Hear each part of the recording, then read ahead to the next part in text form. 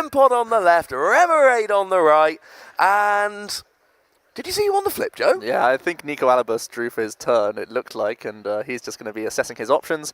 We can see the prize cards here already. There is one of the the Garbotox and Garbodor in his prize cards. He does play 2 copies, fortunately for him, though, so that's not going to be too painful.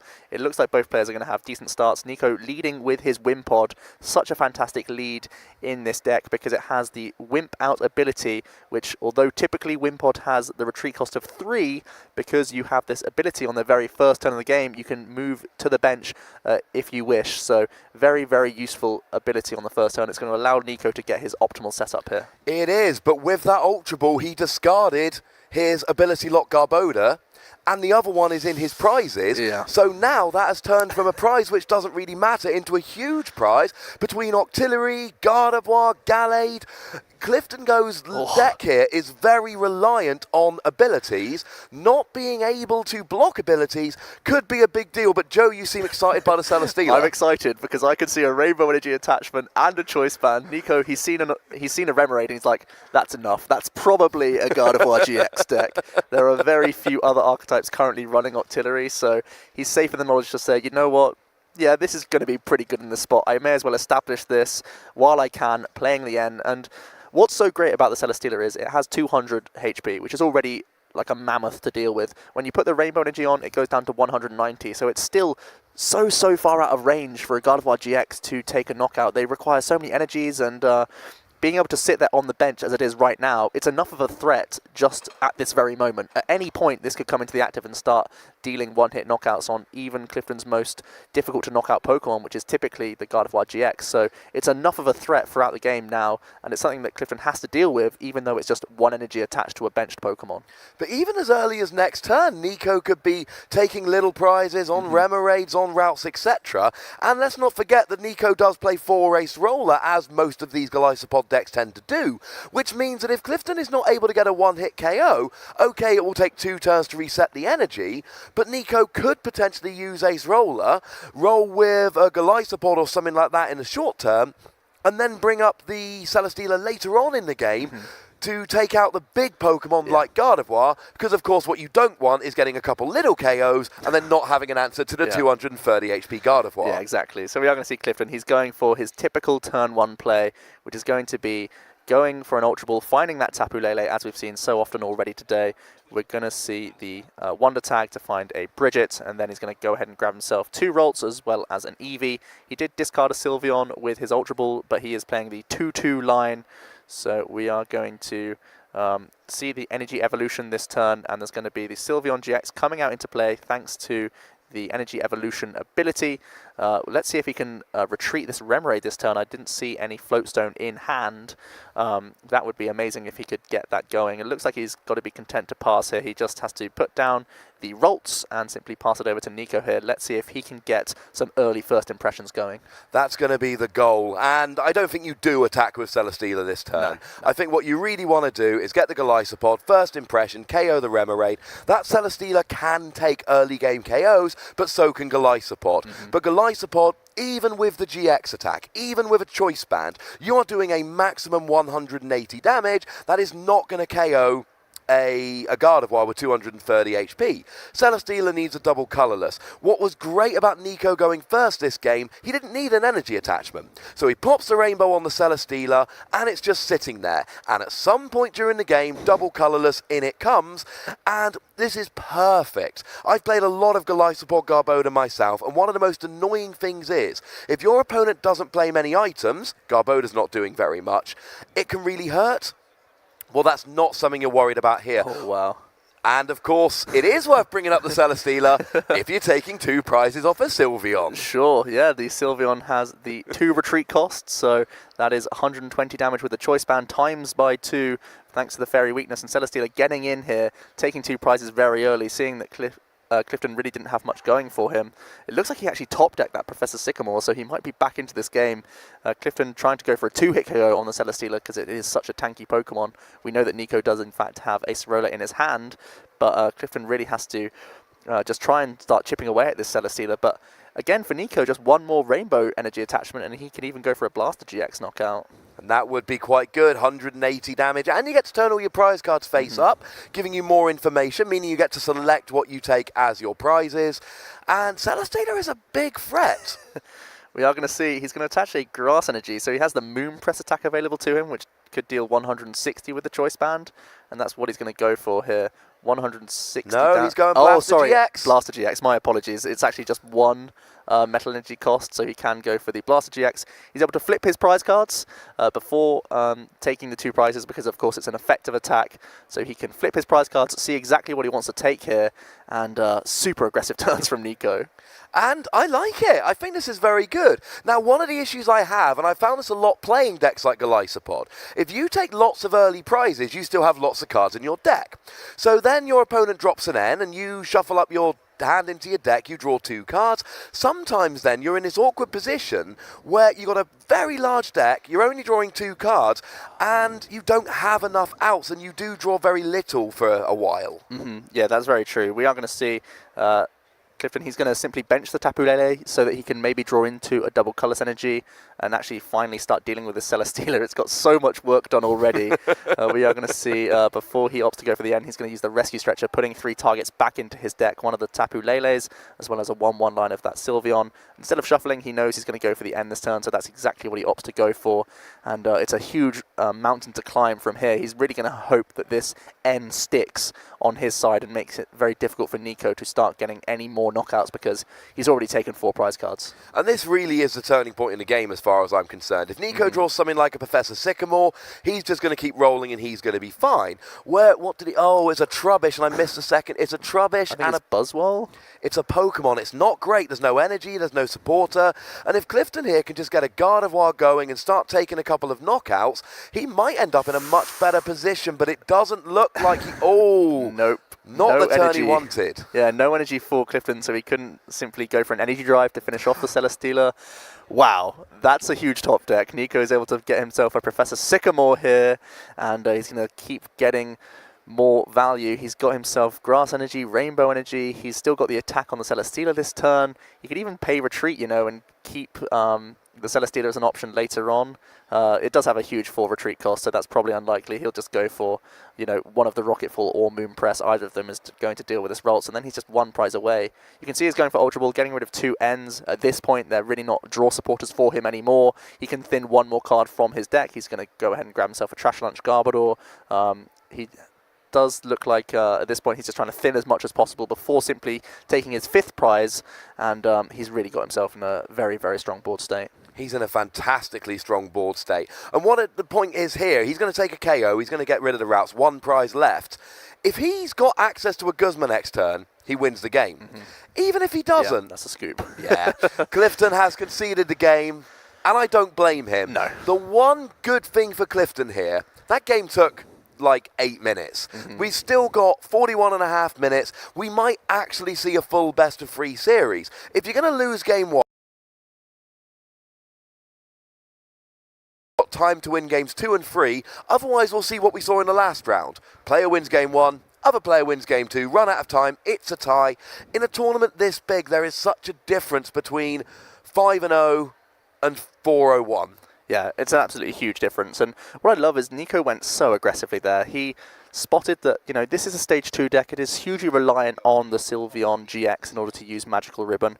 Really reliant on that to start getting set up. And it happened that Clifton didn't actually have any other draw options available to him. So the Celesteela was able to take a huge 4 prizes. It just has so much HP. That's such a difficult thing to deal with. And again, he's actually started with the Celesteela on his bench once again, Nico. So it's going to put in a huge shift once again in this matchup. And it's down to Clifton to find a way around this. The one thing I will say here, going first was huge, because you go first, you get an energy on the Celesteela, you pass over to an evolution deck who doesn't really do anything, and you've gained that extra energy attachment, which he used so beautifully on the Celesteela. It's not quite that easy when you're going second, although he doesn't really have a turn 1 attack, so that is bad from Clifton. Bad news for Clifton. He just simply has to pass on his first turn. Nico does have himself a Rainbow Energy. Looks like he doesn't have a Bridget. His only draw supporter is actually an N, so he may well not want to use that We are going to see the Rainbow Energy get attached to the Celesteela. He may simply just pass this turn if N is his only supporter card, because what else does he really want to establish other than potentially Wimpods? Yeah, he's just going to pass it over. It's going to be a slow start. He's got the Float Stone for maybe next turn. Then he can play the N, dig for energy cards. But for now, he doesn't need anything. But it's a huge draw from Clifton. He's got himself an Ultra Ball. Oh, he actually had 2, so he must have already had one. He's gone for a patient approach. He has. Well, I think he had, it was like 2 or 3 rare candy in hand. It wasn't that he didn't have cards that he could play, it's that he didn't have cards that he could play without putting himself in an awkward late game position by just not having anything to do. It's all very well and good getting that turn 1 Tapu Lele, but if that's at the risk of having no rare candy, so you're really limiting your Gardevoir options in the mid to late game, sometimes players go, look, I don't want to pass the game here, but that is still better. Next turn I'll have 1 more card, 1 more thing that I can Ultra Ball, and there he goes. Now he's actually got, and he had a Sycamore as well, I believe. Yeah, so rather than just having a bad hand, he went way more patient than we actually gave him credit for. So making sure he could get value from the rare candy and get into this Gardevoir from the Professor Sycamore. He's actually got effectively a Bridget as well, so he's done very well. I wonder if he actually has no Fair Energy. That would have been optimal, so he could have evolved into a Sylveon GX and started to get that magical ribbon going, but it looks like he had to be content, and Nico now does go for the N. So Clifton really did sort of psych him out there. He forced Nico to not use the N on the first turn because Nico thought he had nothing. All he did was pass, and then in turn 2, look at this eruption. He's now got a Gardevoir GX on board. His bench is full of Rolts. So it was really good, smart play from Clifton, as well as we have to remember these are 2 humans playing against each other. So facial expression, body language, these are all factors in here, and Clifton psyched out Nico there. He did. What Clifton actually had, he had the Candy Gardevoir in hand and another 2 rare candies. So what he does is he goes, I'm going to wait a turn. Now I've got Candy Gardevoir, and as I know he had to get rid of 2 rare candies, and that's not great. But when you've got a Gardevoir on board, it's not that good. You can afford to take a patient approach, evolve up through Curlier. What I will say is, Nico can still start doing a lot of damage with the Celesteela, and he can be KOing Sylveon for 2 prizes in 1 hit, Gardevoir for 2 prizes in 1 hit. That Celesteela is still going to do a lot of work for Nico as we go forward in this game. So, although Clifton's got a good start, Nico's basically in this matchup crossing his fingers going, look, I just want to have a Celesteela when he starts to get rolling, and he's got that. Yeah, he's also got a Field Blower just pre-Professor Sycamore. He's going to draw another 7 cards here. Finally getting himself into some Fair Energy is a big thing here. So he's got the Sylveon set up now thanks to the Energy Evolution. He can also go for some more evolutions, it looks like. And he's got Secret Spring available, and he's going to have a pretty crazy turn here. He's actually got his 4th rare candy in hand, so he might be able to actually rare candy another Gardevoir at one point.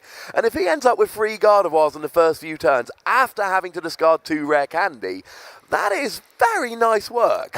Yeah, it's not too bad. And it looks like Nico just really doesn't have much going for him, so even these small additions like the Floatstone being Field Blower away, the Trubbish, it just makes it a little bit more awkward for Nico. It's an extra piece of the puzzle that he needs to assemble in order to start putting pressure back on Clifton. He does choose to attach a Choice Band to the Celesteela GX.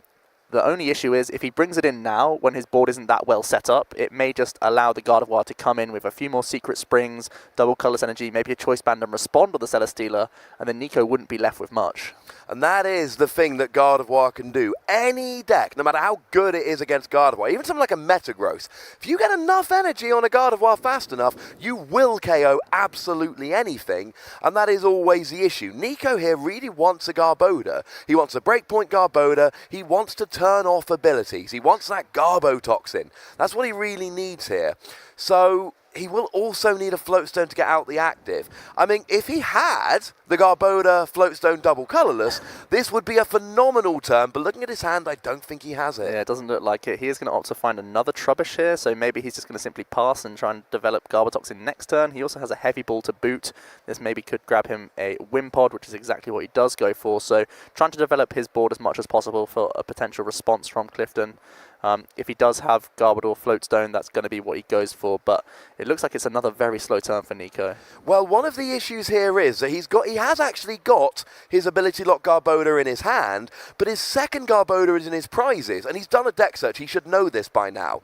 So if he evolves the active and it then gets KO'd, we're in an awkward position because actually then he doesn't have it for the rest of the game. Yeah, and he really actually does need to get some abilities online so that he can maybe get himself into some more supporter outs. If he puts ability lock on himself, he could be in huge trouble because he then limits maybe 6 or 7 outs of his own deck with Ultra Balls and Tapu Leles, which could help him get out of this bad hand that he's currently sat with. So over to Clifton now. He's going to be able to just start rampaging. We have a second Gardevoir into play. We see 2 Secret Springs setting up multiple Gardevoir GX. The Sylveon still chilling in the active position. We're going to see him go for the Wonder Tag, grabbing himself a Professor Sycamore here. I think he still has his attachment for turn available to him, so if he could find a double Colorless Energy, he could even start attacking with the Sylveon to take a prize and start really putting Nico on the back foot. Looks like he's still got a few more draws to get. And he did get the double colourless. It was the second card he got from his hand. And this is one of the things that's really awkward when you're playing Golisopod Garbodor against a deck like Sylveon. You don't want to turn off abilities to hurt your own Tapu Lele, but this is what happens when you let Gardevoir have abilities. They get lots of energy on the field, and then... Oh, wow. He's going for a Plea GX play here, so... Wonderful. He's trying to basically turn Nico back a turn. It means that the Celesteela is no longer a threat imminently, and it means that also the Wimpod isn't an imminent threat either, so Nico left with just 2 Trubbish on his board. It's interesting to see that against the Garbodor variant, most of the time people think that the Gardevoir GX attack is the way to go to stay out of Trashalanche Garbodor range, but Clifton's saying, you know what, I think I can just gain so much tempo with this Plea GX attack that I can really just have another turn of getting more energy onto the board into a spot where I can't lose. And if you see, the Plea GX has worked out beautifully here. Nico's turn so far. Bench Celesteela, attach Rainbow Energy, attach Choice Band, bench Wimpod, all stuff that he had last turn and was undone by Plea GX. So now he does have the ability lock Garbodor down, which is lovely. And he's ending Clifton, although Clifton's not taken a prize yet, so they'll both still get a new hand of 6. You've got to imagine he's probably looking for the Floatstone here to turn off abilities, but he doesn't have an attacker. He can't evolve the Wimpod. He doesn't have enough energy on the Celesteela. Either of those 2 things could have been done were it not for the Plea. So I love that plea. I think it was a really good play. Yeah, it was a pretty good tempo swing for him. It looks like Nico only drew into a Choice Band as his tool if he wants to try and establish the ability lock. He's also going to evolve into a Trashalanche Garbodor, which is actually really good for him because it is out of range of a Fairy Wind. It may force Clifton into bringing up the Gardevoir GX to start dealing damage. So the Trashalanche actually has 120 hit points, which is enough to withstand the Fairy Wind, which is really, really important. But wow, he's even got the Guzma here. So once again, he's now going to target the Garbotoxin Garbodor. He has the Floatstone to boot. He's going to manually attach to the Gardevoir, Floatstone his Tapu Lele, and simply go for the Fairy Wind here.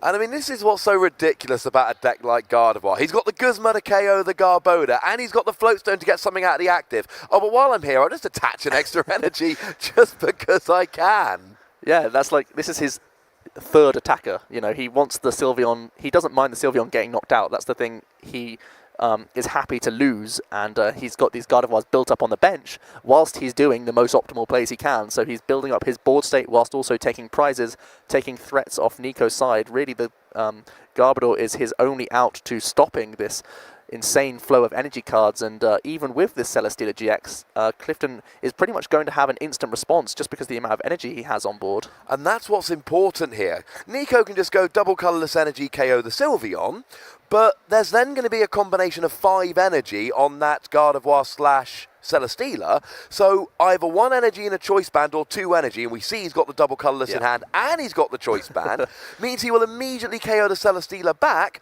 Clifton's lost his Sylveon, who really is a bit of an early game Pokemon, and it's really done its job. Celesteela is the main tech against Gardevoir that has definitely not done its job. They've got 2 prizes each, but Clifton got by far the better side of that exchange. Yeah, it's a huge swing for him. He's evened up the prize trade now, taking away Nico's only real attacking option. We don't know how many item cards are currently in Clifton's discard pile. That's hopefully something we can work on, but it feels like at the very least he's currently out of range. 2 Gardevoir being, you know, pretty much ready to go in any situation. So what's one of the big things about the Golisopod Garbodor deck is that you're trying to Acerola and get rid of damage, but at this point, Clifton's board state is so incredible that there's not going to be any healing going on here. Nothing's taking hits at this point. Well, it's funny you say that, because we had an interview with Michael Pramawat earlier in the game, and he was talking about Gardevoir GX and how if they don't one-hit KO me, I'll heal. Golisopod is a very similar kind of deck. And one of the things that Michael told us was, if I play a deck that can one-hit KO me, it goes very badly. Yeah. Well, that's what Nico's facing here.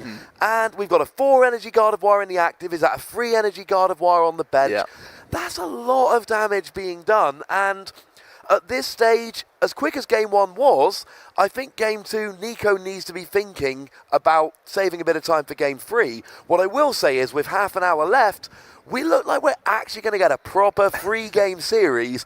I don't think we're going to a tie here, Joe, and that makes me delighted. Yeah, this is still plenty more action to go in this game. One big thing for Nico was he was able to find himself a Wimpod, so if somehow he was able to tank a hit or find another Golisopod next turn, he can try and finish off this Gardevoir. But Clifton has a very simple turn. He says, you know what, double colourless, boom, 2 more prize cards. Infinite Force is literally an infinite force at this point.